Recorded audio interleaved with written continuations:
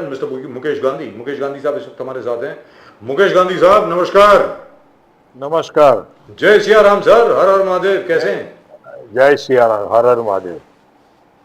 तो मुकेश गांधी साहब, ये जरंगे पाटिल साहब और छगन भुजबल साहब का ये मसला जरा खत्म ही नहीं हो रहा। अब तो प्रकाश अंबेडकर साहब भी कूद गए बीच में। तो छगन भुजबल साहब जो हैं वो तो अजीत दादा पवार की भी नहीं सुन रहे, एक नाथ शिंदे की भी नहीं सुन रहे, देवेंद्र फडणवीस की भी नहीं सुन रहे। क्या चल रहा है सर? वो तो सरकार में है ना, ये क्या है?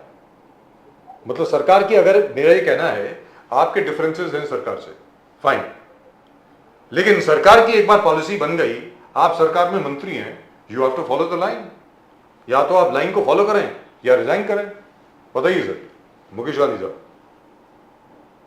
देखिए, ऐसा है कि छगन भुजबल जी को तो ये मैटर जो है वो सॉर्ट आउट करनी है।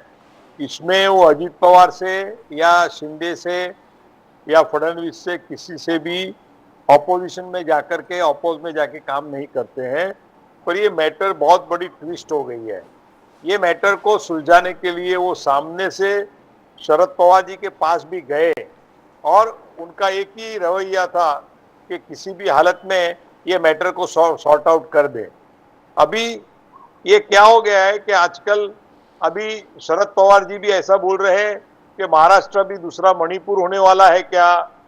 अभी ये क्यों ऐसा एट रैंडम ऐसा ही कुछ भी बड़े इतने बड़े नेता बोल देते हैं? क्या महाराष्ट्र की वो कल्चर है? महाराष्ट्र की यहाँ की राजनीति, यहाँ के लोगों की रहने की, यहाँ की लोगों की थिंकिंग, यहाँ की जीवन शैली, ये क्या ऐसी है कि इसको जाके जाकर के मणिपुर बन जाएगा? तो ये नरेशन जो होता है वो बहुत गलत हो रहा है मेरे हिसाब से। शरद पवार जी को, देवेंद्र फडणवीस को, उद्धव ठाकरे जी को और सभी नेताओं को एक बंद कमरे में बंद कर देना चाहिए और उनको कहना चाहिए कि जब तक आप सॉल्यूशन लाके नहीं देते हैं ये मराठा और ओबीसी का, तब तक आपको बाहर नहीं आना है। और वो सॉल्यूशन आके एक मत से उनको सबको, सर ऐसा होगा क्या? मेमोरेंडम ऐसा करना ही पड़ेगा। ऐसा लोक आंदोलन, एक ऐसा लोक आंदोलन नहीं तो खड़ा होगा। ये नेताओं को सबको एक साथ में बिठा के एक रूम में बंद करो और उनको कहो कि एक रेजोल्यूशन पास करे विद ऑल द यूनिनिमस डिसीजन। ये क्या है? कितने सालों से ये मराठा के बेचारे, कितने हमारे दोस्त लोग हैं, कितने गरीब लोग हैं जो ये मोर्चे में जाके गले फाड़ फाड़ के एक मराठा, 100 मराठा, ये वो सब नारे लगाते हैं, ओबीसी वाले अपने नारे लगाते हैं। और ये जो विग्रह का जो काम ये जो कोई भी राजकारणी आज कर रहे हैं ना, उनको भगवान माफ नहीं करेगा। अब तो प्रकाश अंबेडकर भी आ गए सर, अब तो इसमें प्रकाश अंबेडकर साहब भी आ गए। हाँ, तो सब आएंगे ना, तो सबको बिठा दो, अंबेडकर को भी अंदर बिठा दो। होगा क्या? अंबेडकर जी को भी बिठा दो। सर बड़ी इम्प्रैक्टिकल बात कर रहे हो सर, प्रैक्टिकली बात कीजिए ना, क्या ऐसा होने वाला है? देखिए, बीच में सह्याद्री में देवेंद्र फडणवीस ने और शिंदे जी ने यही प्रयत्न किया और सब ऑपोजिशन वालों को बुलाया और बुला के उन्होंने तय किया कि भाई कोई एक सॉल्यूशन आए। पर उस वक्त शरद पवार जी के यहाँ से कोई नहीं आया, उद्धव जी के यहाँ से कोई नहीं आया, पटोले के यहाँ से कोई नहीं आया। तो ये क्या है कि अंदर अंदर ये लोग ऑपोजिशन और रूलिंग पार्टी एक दूसरे को जो मैटर को सॉल्व करनी चाहिए उसकी जगह उसको उलझा रहे हैं। तो ये गलत बात है। और भुजबल को तो किसी का भी मानने को तैयार है मेरे हिसाब से। He is very cooperative and very comfortable to sort out this problem, but वो नहीं आता है तो उनकी आंखों में मैंने पानी भी देखा है। मुकेश गांधी साहब, आज के वक्त पर क्रूशल इशू ये है कि मनोज जरांगे पाटिल जी कह रहा है कि मैं मराठा रिजर्वेशन ओबीसी कोटा से लेख हासिल करके ही रहूंगा ना। हाँ, पर ये जीत क्यों है? इसकी ऐसी जीत क्यों है ऐसी? तो ये गांधी साहब, ये आपसे जानना चाहता हूं बिकॉज आप लोग बार बार शरद पवार जी के व्यू जानना चाहते हैं, उद्धव ठाकरे जी के स्टैंड जानना चाहते हैं, कांग्रेस के स्टैंड जानना चाहिए।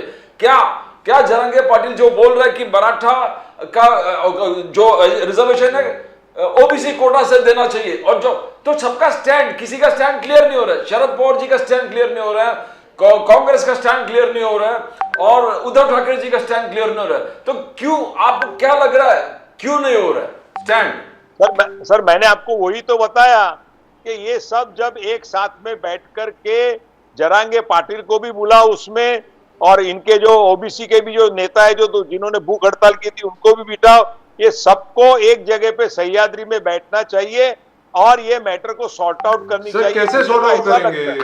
सब कानून नहीं हो सकता ना सर कैसे होगा? जब तक सेंटर का इंटरवेंशन नहीं होगा, जब तक मोदी जी का हस्तक्षेप नहीं होगा इसमें, और अभी मोदी जी के पास वो मेजॉरिटी नहीं है, इसका मतलब क्या हुआ? सब लोगों को साथ में बैठाना पड़ेगा, including Rajya Sabha. This is not a finance bill. ये तो नहीं है कि लोकसभा में पास हो गया तो हो गया, नहीं होगा, राज्यसभा में जाना पड़ेगा। राज्यसभा में आज की तारीख में बीजेपी इज 10 शॉर्ट, 96 होने चाहिए, उनके पास 86 है अभी। तो सबको, कांग्रेस को भी साथ में लेना पड़ेगा, समाजवादी पार्टी को भी लेना पड़ेगा, टीएमसी को भी लेना पड़ेगा, सबको बोलना पड़ेगा कि भाई हमारी मदद कीजिए, जो 50% सीलिंग है उसके लिए एक अमेंडमेंट पास कराइए, it can go up to 60%। Mukesh Gandhi sir ऐसा था, ऐसा है राजीव जी के जैसा, ऐसे ही गुजरात में ऐसा ही पाटीदारों का ये रिवॉल्यूशन हुआ था, उनके उस टाइम में भी हार्दिक पटेल बड़ा नेता जरांगे पाटिल जैसा बन गया था और उसने भी ऐसी बड़ी बड़ी डिमांडें की थी। आखिर कॉम्प्रोमाइज जरांगे पाटिल को भी हार्दिक पटेल की तरह कुछ कॉम्प्रोमाइज फॉर्मूला लाके खड़ी करनी चाहिए। आज जरांगे पाटिल ऐसी बात करता है कि जैसे वो महाराष्ट्र का डिक्टेटर हो, ऐसा नहीं होना चाहिए। उनको बोलना चाहिए कि भाई कायदे में जो बैठता है वो बिठा के मेरे मराठा भाइयों को आप ये कर दो। अभी आप ओबीसी का भाग मांगेंगे तो ओबीसी वाले भड़केंगे, भड़क चुके हैं सर भड़क चुके हैं। ये गलत है ना। तो इनको शरद पवार साहब को और शिंदे साहब को सबको मिलके जरांगे पाटिल को भी समझाना चाहिए कि भाई तुम कहोगे तो दिन, तो तुम कहोगे रात। ये महाराष्ट्र में नहीं होता है, जो चीज होती है वो कायदे से होनी चाहिए। सर, और कायदे सर कहां से मानेगा वो? आप मुझे बताइए मुकेश गांधी साहब, आपसे पूछता हूं, दिल पे हाथ रख के बोलिए। अभी तक उसको पैम्पर किया, मेरी बात सुनिए ना सर, वो बेचारा शरीफ आदमी है जरंगे पाटिल, वो छोटा सा नेता, कहां से आया? शरीफ है पर उनका इंटेंशन सही नहीं है। सर इंटेंशन कैसे? Carried away by somebody. Sir पूरी बात तो सुन लीजिए। हाँ जी सर, उसका स्वागत करने एकनाथ शिंदे जी खुद जाते हैं, जहां पर वो जाते हैं इतने बड़े बड़े फूल उनके ऊपर बरसाए जाते हैं, ऐसे उनको ट्रीट किया जाता है कि जैसे वो पता नहीं नए अवतार आ गए हों, जैसे महात्मा फूले वापस आ गए हों, जैसे छत्रपति शिवाजी महाराज वापस आ गए हों। इस किस्म की उनकी ट्रीटमेंट वो देखिए ना सर, जो फुटेज चल रही है वो देखिए सर। हाँ, वो तो सर ऐसे तो लाल बाग के राजा का स्वागत होता है गणपति के वक्त, ठीक है। तो उसके बाद आदमी को तो अपने आप लगने लगता है ना कि मैं तो वो बहुत बड़ा नेता बन गया हूं। तो मैं आपसे पूछ रहा हूं कि हमारी जो सरकार है उन्होंने ही इसको इतना बढ़ावा दिया है ना सर। अगर पहले ही इसको बोल देते हैं कि भैया नहीं होगा, आराम से बैठ, कानूनन जो होगा वो देंगे, जो नहीं हो सकता नहीं देंगे, तो इसमें आपको लगता नहीं है कि एकनाथ शिंदे साहब, अजीत दादा पवार साहब, देवेंद्र फडणवीस साहब, इन तीनों को मिलकर के पहले इसको समझा देना चाहिए था? अब आप बताएं sir, please go ahead. Sir आपको प्रीवियस हिस्ट्री सब मालूम है कि जरांगे पाटिल को मिलने के लिए सभी बड़े बड़े बीजेपी, शिवसेना, अजीत पवार गढ़ के सभी नेता, हमारे लोग उनके पास मिलने के लिए गए, उनको समझाने के लिए। मैं तो ये सोचा क्यों गए, वो काहे के लिए? समझाने के लिए गए कि भाई तुम जीत छोड़ो, क्योंकि अभी उसको इतना लार्जर देन साइज बना दिया है उसका प्रोफाइल। तो ये इतना, इसके भी लास्ट टाइम भी हमारे डिस्कशन में मैंने यही बात की थी कि इसके पीछे, इनकी सभा के पीछे, इनके सम्मान के पीछे जो लाखों करोड़ों का खर्चा हो रहा है वो कौन कर रहा है? Who is doing this all this expensive? So who was doing it? Have you found out? आज देखिए, I have not found out. Jayaprakash Narayan ji और लोग भी जो आते थे जी, तो वो लोग भी कोई इतना खर्चा नहीं करते थे, कोई नहीं करता था। सभा में भी कुछ नहीं ऐसा होता था। आज लास्ट टाइम अन्ना हजारे का भी जो रामलीला में प्रोग्राम हुआ तो उसमें भी कोई इतना खर्चा नहीं होता था। पर ये जरांगे पाटिल को इतना बड़ा लार्जर देन साइज बना करके उसका प्रोफाइल बना दिया है। तो देखिए ये इश्यू को तो एक ही बात है कि जरांगे पाटिल को किसी भी आदमी को जाके कन्विंस करना पड़ेगा, और इसमें सेंटर भी कुछ नहीं कर सकता है, क्योंकि सेंटर का रोल अभी इसमें आता नहीं है। जो कायदे के हिसाब से जो संविधान ने जो मैटर दी है और उसके कारण 10% शिंदे जी ने अप्रूव करवाया और फडणवीस जी ने बोला कि कायदे में जो भी कहां से बैठता है देंगे वो 10 करने टका? के लिए। सर 10% हाँ। कहां से देंगे? नहीं 10% उन्होंने बोला। जैसे जैसे देखिए पाटीदार का गुजरात में जब हुआ, तब गुजरात में भी यही हुआ था कि 10% एक्स्ट्रा दिया था कि जो गरीब लोग हैं, जो गरीब है, सर वो तो पहले से ही है, ईडब्ल्यूएस तो पहले से ही है, वो तो मोदी जी ने पास हाँ, करा तो दिया। वो पाटीदार में वो पहली बार रेजोल्यूशन आया और बाद में ऑल ओवर इंडिया उसको फॉलो अप किया गया है, और वही रेजोल्यूशन इसके लिए जरांगे पाटिल को भी दिया गया। वो तो एक्सेप्ट और वो करने को लेने तैयार को नहीं है, तैयार ही प्रदीप जी। नहीं है। यू नो आप आज के सामने आपके सामने बहुत बड़ा मुद्दा है कि संजय राउत ने कहा कि अजित पवार जी का इंक्वायरी होना चाहिए। अजित पवार एकनाथ शिंदे से चुपके से डिस्गाइज में अलग अलग वेश बदल के अमित शाह को मिलने जाते थे। अजित पवार क्या कौन सा वेशभूषा लेते थे और जो बोर्डिंग कार्ड में कौन से नाम गलत गलत नाम से लेके जाना, और एकनाथ शिंदे जी भी मौलाना बनकर वहां पर जाना, बोर्डिंग पास में कौन सा नाम। तो ये बोले कि ये टोटल ब्रिज, सिक्योरिटी ब्रिज है, एयरपोर्ट का ब्रिज है, और इसमें टॉप लेवल लोगों के जिस प्रकार से उनको सपोर्ट था इस ब्रिज कमिट करने में, तो उन्होंने इंक्वायरी मांगी। तो क्या ये जरूरी था ये वेशभूष बदल के जाना, अमित शाह से मिलना, अलग अलग नाम से जाके मिलना, बोर्डिंग पास कैसे इशू हो गया उनका क्लियरेंस के? तो इंक्वायरी अगर मांगा है तो कुछ गलत है क्या गांधी साहब? और क्या इन्होंने, संजय राउत ने कोई इसके सामने कोई ऐसा एविडेंस दिखाया है कि खाली उसका एजम्पशन है? वो पहले क्लियर होना चाहिए ना। मैं आपको बोलूं कि आप भी सफर करते हो अलग अलग नाम से, आप दिल्ली जाते हो, आप चेन्नई जाते हो, राजस्थान जाते हो, तो ऐसा थोड़ी होता है। उन्होंने अगर जो भी संजय राउत ने बोला है, और मुझे नहीं लगता है कि अजित पवार को चेहरा बदल के या बेनामी नाम करके उसको दिल्ली अमित शाह जी को मिलने जा रहे हैं। अमित शाह को मिलने को जा रहे हैं, कोई दाऊद को मिलने को तो नहीं जा रहे हैं, तो उसमें छुपाने की क्या बात है सर? नहीं, ये पूरे डिस्कशन चल रहा है कि डिस्गाइज में गए थे। नहीं तो उनको बोलो ना, प्रूफ टीवी पे दिखाए ना, सबको सब मिलता है ना वहां से इंफॉर्मेशन निकाल के। आप वेग बोलते हैं, ऐसा थोड़ी चलते हैं। Failure of government machinery in Pune floods. Raj Thackeray ji गए थे पुणे में, बोले फ्लड्स कंट्रोल क्यों नहीं कर पाया प्रशासन जब गार्डियन मिनिस्टर अजित पवार जी है पुणे के, and Pune suffered the most. पानी छोड़ दिया, लोगों को इन्फॉर्म नहीं किए, हर घर में पानी घुस गए सिल्ट के साथ। आज भी एक प्रकार का वातावरण बिगड़ा हुआ है पुणे में।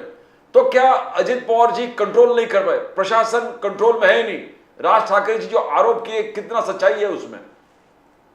सर ये जो वाटर डैम के ऊपर का जो भी पानी का उसके जो दरवाजे खोलने पड़ते हैं, पानी को ये करना पड़ता है, उसके पहले अलार्मिंग अजित पवार जी हो कि ना हो, वो उनकी पूरी जो सिस्टम है वो सिस्टम लोग जानते नहीं है। अभी कुछ हो गया, कुछ पानी में फ्लड आ गया, ये अजित पवार होंगे या कल वहां उद्धव ठाकरे जी होंगे, कोई भी होगा, पर ये तो पूरी सिस्टम से काम होता है। इसमें मिनिस्टर आके उसके लिए कोई उनकी इंस्ट्रक्शन आएगी फिर बाद में खोलेंगे करेंगे, ऐसा नहीं होता है। पानी का एक लेवल बढ़ गया तो डैम के दरवाजे खोलने पड़ते हैं, उसका एक सिस्टम है पूरा। अब पूरा उसके ऊपर मैंने तो पूरा गूगल के ऊपर और उसके ऊपर इंक्वायरी करके पुणे में भी और यहाँ जो भी होते गुजरात में भी कई लोगों से ये टॉपिक के ऊपर डिस्कस किया है कि व्हाट इज द मैटर, ये कैसे फ्लडिंग होता है। गुजरात में भी ऐसा हुआ है।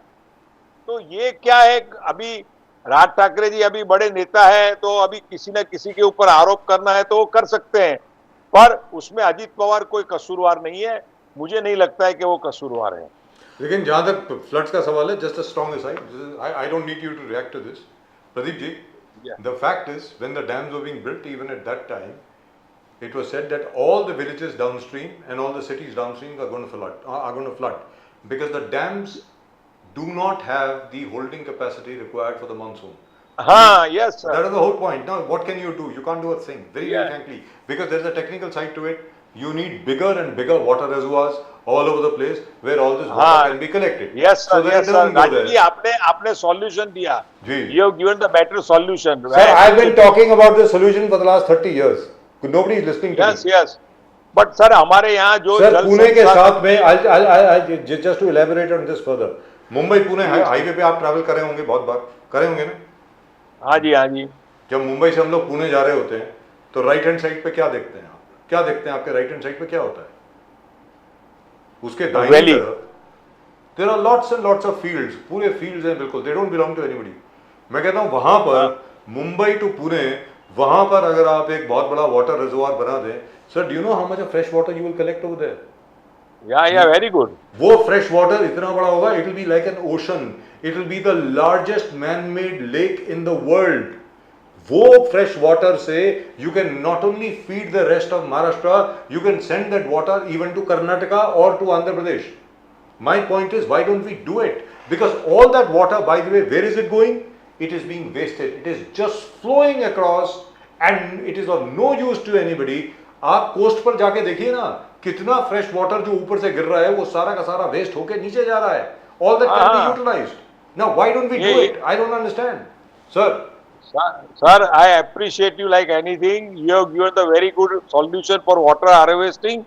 पर ये काम करना चाहिए, इसके ऊपर आप एक पेपर तैयार कीजिए and we will give it submit to the government immediately.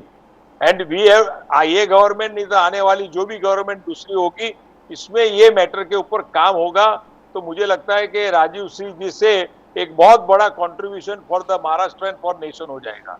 Thank you, very good idea, very good idea. Gandhi साहब, दूसरा है कि ये लाड़की बहन स्कीम, लाड़का बहू स्कीम, पिंक रिक्शा, गुलाबी रिक्शा स्कीम, ये कहां तक सफलता? बिकॉज ऑपोजिशन का आलोचना है कि 8 लाख करोड़ का कर्जा है आपके ऊपर, वो आप ठीक नहीं कर पा रहे हो उसके ऊपर, और this is going, you don't have the money for that. In fact बीच में finance department of Maharashtra itself प्रश्न चिन्ह उठा दिया, पैसे कहां से देंगे? तो अजित पवार साहब ने क्लैरिफिकेशन दिया, बट अभी भी आलोचना यह है कि तिजोरी खाली है and you have declared these schemes. Now how are you going to pay? How are you going to pay the people, Gandhi साहब? नहीं, ये स्कीम पूरी मैंने मंत्रालय में पूरा ऑफिसरों के साथ में भी फोन के ऊपर बात करके चर्चा की है। ये पूरा सक्सेस हो जाएगा सर, ये पूरी स्कीम सक्सेस हो जाएगी और इससे डाउन ट्रोडन लेडीजों को जो पिंक कार्ड पे है उनको बहुत बड़ी मदद मिलेगी। और अभी उनको तो ये 1500 रुपया के उपरांत 3 सिलेंडर भी उनको फ्री मिलने वाले हैं, अनाज मिलने वाला है, सब मिलने वाला है भैया। तो ये पूरी प्रोविजन है। पर ऑपोजिशन को डर क्यों लगता है कि हमारे पास पैसा नहीं है तो इन्होंने कैसे किया? तो आपको लगता है इस स्कीम से जो 3 सिलेंडर फ्री, 1500 रुपए एक महिला को, इससे महाराष्ट्र का बहुत फायदा होने वाला है? 10,000 रुपया स्टूडेंट को, ग्रेजुएट। सर वो तो दूसरी बात हो गई ना, वो तो उसमें तो बजट एलोकेशन नहीं है। This is of budget allocation, the 10,000 rupees house scheme तो ऑफ बजट है। देखिए सर, ये इश्यू अभी अगर 3 महीने के लिए अजित पवार ने लाया है जी, तो ये गलत बात है। इन्होंने ये जो लाया है पूरे साल के लिए लाया है, एक परमानेंट स्कीम दी हुई है और अभी इनको भी पूरा करना पड़ेगा। और बाद में यूपी गवर्नमेंट आएगी या महाविकास आघाड़ी की जो भी गवर्नमेंट आएगी, इनको इसको फॉलो करना पड़ेगा, नहीं तो वापिस मारामारी होने वाली है। मुकेश गांधी साहब, आपसे पूछता हूँ, जब आम आदमी पार्टी 200 यूनिट इलेक्ट्रिसिटी फ्री में दे रही थी, 1500 रुपए हर महिला को दे रही है, हर महिला को, एक महिला को, परिवार में एक महिला को 1500 रुपए मिल रहे हैं, free travel for women and so on and so fourth, तब सभी लोग बोलते थे ये रेवड़ियां बांट रहे हैं। तो ये क्या है? ये सिंगदाना है, ये रेवड़ी नहीं है। क्या है? नहीं, ये पिंक रेवड़ी है। ये पिंक रेवड़ी है। चलिए सर, आप मुझे बताइए, कोई अभी नया ग्रेजुएट हुआ, you remember the time when you just graduated? आपको याद है जब आपने बीए किया होगा या बीकॉम किया होगा आपने? हाँ जी, याद है ना? अगर आपको उस वक्त 10,000 रुपए मुफ्त में मिल रहे होते, आप क्या करते? सर मैं तो सीधा प्रेस क्लब में जाता या पब में जाता, मैं तो नौकरी भी नहीं ढूंढता। सीधी सादी बात है। सर आप क्या कर रहे हैं? why are you doing this? I don't understand. Why are we giving out money free? What for? I still can't figure this out. We can give facilities, you can create more schools, you can create more hospitals, you can create something like mohalla clinics and stuff like that, and create opportunities for employment. What are we doing, sir? Do you agree with this in principle? Mukesh Gandhi sahab, forget the fact that you are in the NCP. आप सब पूछा हमें। I am as a observer I am telling you कि ये बहुत ही exaggerate scheme है और इसका इम्प्लीमेंटेशन कितने वक्त कैसे चलेगा उसके ऊपर ये पॉलिसी का ये जो इम्प्लीमेंटेशन है वो कितना चलेगा उसके Sir, ऊपर forget about पूरा that. आधार Is है। it a good policy? Do you agree with this policy? That's what I want to know. People need to work. Sir हम जब से Yes, पैदा हुए हैं हमारे माँ बाप ने ये सिखाया भैया काम करोगे तो पैसा मिलेगा, काम नहीं करोगे तो गुड मॉर्निंग है। आप बताइए ये ठीक है क्या? नहीं, I agree with you. Sir on the one hand, Pradeep ji let me finish, I want to ask him this. Sir SRA scheme, चलिए ठीक है यार, एसआरए बाकी सब ठीक है। Sir you are rewarding people for encroaching upon government land, illegal काम करने के लिए आप लोगों को इनाम दे रहे हैं। इसी तरीके से कोई काम नहीं कर रहा है, जॉब के लिए अप्लाई भी नहीं कर रहा है, उसको आप इनाम दे रहे हैं, ये क्या है? आप बताइए sir please. Sir SRA scheme का मुझे याद है पूरा, मैं जब शिवसेना में था तब बाला साहब ठाकरे जी की ये पूरी एसआरए स्कीम की योजना थी और ये योजना शुरू करने वाले जो अगर उनके जो कोई पिता है, फादर है, तो वो बाला साहब ठाकरे जी थे जी। इन्होंने ये योजना शुरू करवाई। जी जी जी। और शिव प्रकल्प बाला ऐसा साहब कुछ नाम था ठाकरे उसका, जी, शिव प्रकल्प या कुछ ऐसा नाम था उसका, भी याद है मुझे। सर बाला साहब ठाकरे जी ने उसके बाद उस वक्त उनका एक लेक्चर था रंग शारदा में, तब उन्होंने पूरे कॉरपोरेटर से लेके सबको कहा था कि आप झुपड़पट्टियां बढ़ाइए मत, आप झुपड़पट्टी में 5 रुपया कमाने के लिए हमारे महाराष्ट्र के देश का और जनता का बहुत बड़ा नुकसान कर रहे हैं। जी दुरुस्त बात। और उन्होंने कॉरपोरेटर को एकदम गवर्न किया, माने एकदम टोटली उनकी ठाकरी लैंग्वेज में उन्होंने उनको बताया था। फिर भी हमारे यहाँ कॉरपोरेटर इतने बिंदास है तो पैसा बनाने की उनको तो दुकान ही मिल जाती है और सबने इतनी झोपड़पट्टियां बढ़ा दी, इतना ये कर दिया कि पूरा हमारा महाराष्ट्र का आज मुंबई का स्ट्रक्चर जो है ना, पूरा इंफ्रास्ट्रक्चर का डिस्टर्ब कर दिया है। और इसके कारण बाहर गांव से भी जो दूसरे स्टेट से और जाकर के ज्यादा करके रोहिंग्या सब लोग यहाँ घुस गए अंदर। ये बहुत गलत हुआ है। तो सर उसका सोल्यूशन क्या है? Anyway, we'll talk about that later. चलिए बात गांधी साहब राहुल गांधी जी ने का टॉपिक के ऊपर सर एक अलग डिस्कशन रखिए, सब 2-3 लोगों को बुला के, ये बहुत जरूरी है। ये हमारे राहुल गांधी जी ने पार्लियामेंट में जो कहा पूरे देश ने सुना, बोला एक चक्रव्यूह बनाया मोदी साहब ने, चक्रव्यूह बनाया मोदी साहब ने, और चक्रव्यूह के बीच में 6 लोग हैं जिसमें नरेंद्र मोदी जी, अमित शाह, मोहन भागवत, अजीत डोवल, अडानी, अंबानी, ये 6 लोग हैं and they are controlling everything. Monopoly of Adani Ambani और पूरे सेंट्रल एजेंसीज इसको सपोर्ट करेंगे, यानी जो आरोप लगा दिए उस पर सीबीआई का रेड, एनफोर्समेंट एजेंसी का रेड, और एक पॉलिटिकल सिस्टम जो इस चीज को सपोर्ट कर रहा है। कितनी सच्चाई है गांधी साहब इसमें? नहीं, राहुल गांधी का ये जो चक्रव्यूह और ये सब लोगों का जो बात करने की जो स्टाइल है ना, ये बहुत बड़ी पुरानी स्क्रिप्ट हो गई है। और क्या है कि इसमें नरेंद्र मोदी जी को ये चक्रव्यूह बनाने की कोई जरूरत ही नहीं है। आज बजट के सब्जेक्ट के ऊपर राहुल गांधी जी को जब as a leader of opposition जब उनको बोलने का था तो he should talk about the budget का एनालिसिस करना चाहिए था उनको पूरा। और वो पूरे अलग टॉपिक पे चले गए, जाति जनगणना पे चले गए, वो हलवा पे चले गए, ये चले गए। और बाद में जब पूरी सबको वो अपनी सभाओं में जा जाके लोगों को वो और अखिलेश यादव लोगों की जात पूछते थे, तो जब अनुराग ठाकर ने पूछा कि आपकी जात क्या है, तो उनको लगा कि मुझे गाली दे दी। ये बात तो गलत है ना सर।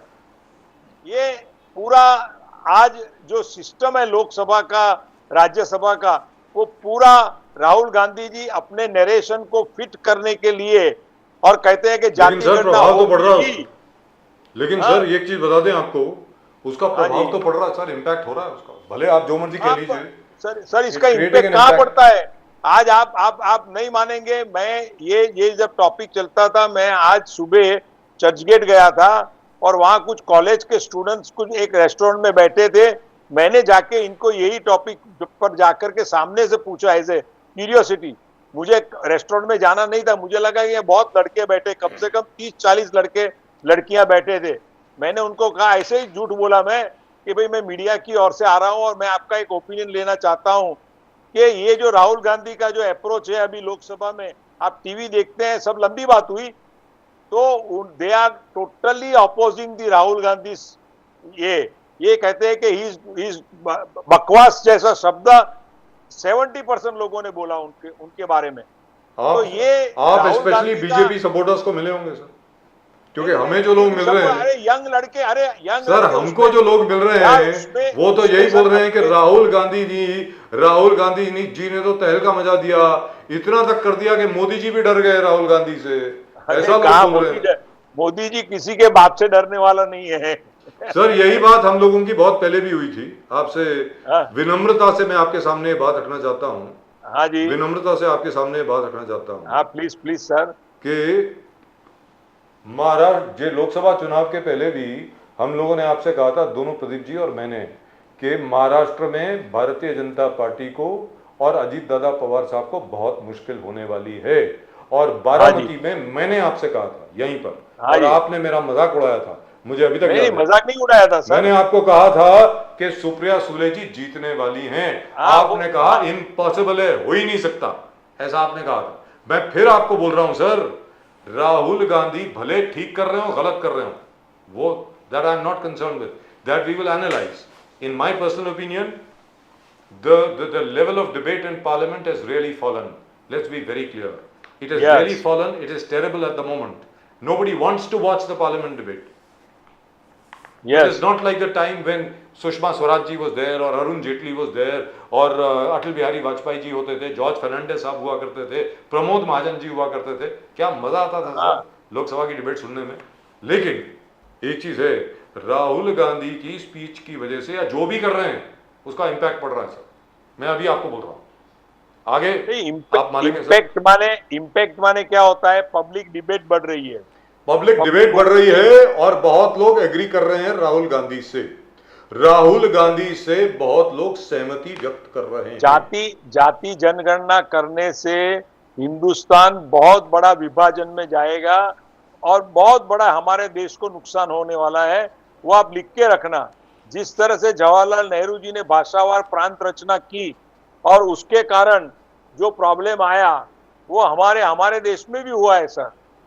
तो ये बहुत चर्चा का विषय है। गांधी साहब, राहुल गांधी जब कहता है कि Modi, prime minister Modi has destroyed the middle class and the poor and downtrodden, और वो बोल रहा है कि figures of unemployment given by Modi ji are fake. इसे 7 years में 54 lakh jobs have been lost, 18 lakh MSMEs have shut down, और फिर बाकी का आप जो ऐड करते हैं कि आप सब अडानी अंबानी के लिए काम करते हैं, ठीक है। उस तो इज इट ट्रू? इस पे आपको क्या लग रहा है? 7 साल में 54 लाख, ये स्टैटिस्टिक्स है, means coming from the government bodies. तो देखिए अभी बट मोदी जी कह रहे हैं कि we have generated a lot of employment, 12.9 crore employ, 12.5 crore employment. हकीकत क्या लग रहा है आपको? सर देखिए ऐसा है कि मोदी जी का जो गवर्नमेंट का जो आज तुमको कांग्रेस के टाइम में जो 11वें 12वें नंबर पे हम थे, वो 5 नंबर पे हम आए हैं, तो इकोनॉमिक ग्रोथ बढ़ा है। आज डायरेक्ट बैंकिंग सिस्टम में फायदा हुआ है सर। इसके कारण अभी एम्प्लॉयमेंट तो बढ़ा हुआ ही है, पर हमारा देश इतना बड़ा है और हमारे देश में बाहर गांव से, दूसरे देशों से भी रेफ्यूजीज के जैसे इतने लोग अंदर घुस जाते हैं, और स्किल्ड जॉब भी जो अच्छी तरह से मिल रही है वो सब बढ़ रहा है। पर क्या होता है कि इतने बड़े देश के अंदर जो जितना भी आप करेंगे, जितना भी इंफ्रास्ट्रक्चर बढ़ाएंगे, जितना भी एम्प्लॉयमेंट का स्केल बढ़ाएंगे, लोगों को करेंगे, फिर भी एक नौकरी के लिए एवरेज आज 25 आदमी खड़ा है, मिनिमम एवरेज पकड़ो तो आज पुलिस की भर्ती होगी तो उसमें 5,000 को लेने का होगा तो 50,000 लोग के आके वहां खड़े रहते हैं। तो हमारे हाथ देश में ये प्रॉब्लम तो है ही, पर फिर भी आप देखो कि एम्प्लॉयमेंट, जिस तरह से किसान को प्रॉब्लम आता है तो आत्महत्या करता है, वैसे एम्प्लॉयमेंट नहीं मिलने के कारण हमारे देश में कोई यंगस्टर्स अनएम्प्लॉयमेंट से आत्महत्या नहीं कर रहा है। इसका मतलब कि अनएम्प्लॉयड यंगस्टर्स को भी कमाने का कोई ना कोई जरिया हमारे देश में मिल जाता है सर। अगर बीए वाले को नहीं सर, मिला एक बेसिक क्रिटिसिज्म जो आता है, काम कर लेता है सर। मुकेश गांधी साहब, पहला भी लगाता है सर। सर मुकेश गांधी साहब, एक बेसिक क्रिटिसिज्म जो आता है वो ये आता है कि जितने भी PSUs हैं, पब्लिक सेक्टर यूनिट जितने भी हैं, ज़्यादातर बंद हो रहे हैं या बेचे जा रहे हैं। नंबर 1 प्राइवेटाइजेशन हो रही है। हाँ जी। नंबर 2 जितने अभी फंक्शन कर रहे हैं, जैसे गवर्नमेंट सर्विसेज भी अभी फंक्शन कर रही हैं, वहां पर एम्प्लॉयमेंट की जगह पर ऑन कॉन्ट्रैक्ट लेबर को रखा जा रहा है, ऑन कॉन्ट्रैक्ट हर जगह पे। ये गलत है, ये गलत है, BST ये भी गलत हर है। जगह पे। मेरा ये कहना गलत है कि लोग चाह रहे हैं कि यार वहां तो अपॉइंटमेंट दो, वहां तो प्रॉपर एम्प्लॉयमेंट दो। क्या है सर, जैसे अग्निवीर स्कीम, अग्निवीर स्कीम में क्या है, 4 साल आपने सर्व किया, उसके बाद आप बाहर आए, there is no pension, there are no other benefits, तो शिक्षा के पेंशन बेनिफिट का नहीं वहाँ है। सवाल कैसे आता है? 30 साल के बाद में पेंशन चालू होता है। 20 साल, ये 4 साल के लिए 20 इयर्स 20 साल सर, ये हाँ जो भी 20 सर पूरी ये बात तो सुन लीजिए। हाँ। इसीलिए जब अखिलेश यादव जी कहते हैं या राहुल गांधी जी कहते हैं अग्निवीर स्कीम को बंद कीजिए, जो नॉर्मल रिक्रूटमेंट है इंडियन आर्म फोर्सेस की, बाय द वे जिसमें अभी जो डेफिसिट है it is more than 2.5 lakhs, 2.5 lakh का डेफिसिट है अभी इंडियन आर्म फोर्सेस में in terms of number of jawans and officers. आप उसको दोबारा शुरू कीजिए, बिकॉज सर एक चीज होती है आर्मी में, I don't know whether you know people in the arm forces, I am sure you must be knowing, there is something called regimental pride. कौन सी रेजिमेंट से आप हैं, कहां पर हैं, आपके पिताजी ने वहां सर्व किया, आपके अंकल ने सर्व किया, आपके भाई साहब ने उसी रेजिमेंट में सर्व किया। जैसे मराठा LI है, मराठा लाइट इन्फेंट्री में I know generations who have been in the Maratha LI, Poona horse, one of the Yes, best yes. regiments going, sir. Yes It is the only regiment which has got 2 Paramveer Chakras. 2 Paramveer Chakras. Sir, all I'm saying is there's something called regimental pride. Now you can't take that away from the army. This is not the American army. This is not the US army. This is India, sir. You have to take a rational view. What do we do Yes, over yes. here? I am saying the government should not be so stubborn, especially on Agniveer. Agniveer को ठीक है, आप अग्निवीर कर लीजिए, अग्निवीर कर लीजिए, उनको 10 साल के लिए रखिए और बेनिफिट दीजिए, जो पेंशन के बेनिफिट देते हैं आधे दे दीजिए। ऐसी क्या बात है? बोलिए सर, अब आप बोलिए प्लीज। नहीं, आपके व्यू पॉइंट के साथ में मैं एग्री हूँ, इसमें कोई बहस करने की बात नहीं है। आपने जो कहा वो बहुत सही ढंग से कहा है, मैं अपोज करने के लिए अपोज नहीं करूंगा। I appreciate you sir. Sir everybody knows second lieutenant Khetarpal, 1971 battle of Basantar, Param Vir Chakra. Lieutenant colonel Tarapore, battle of Shakargarh, again Param Vir Chakra, same regiment.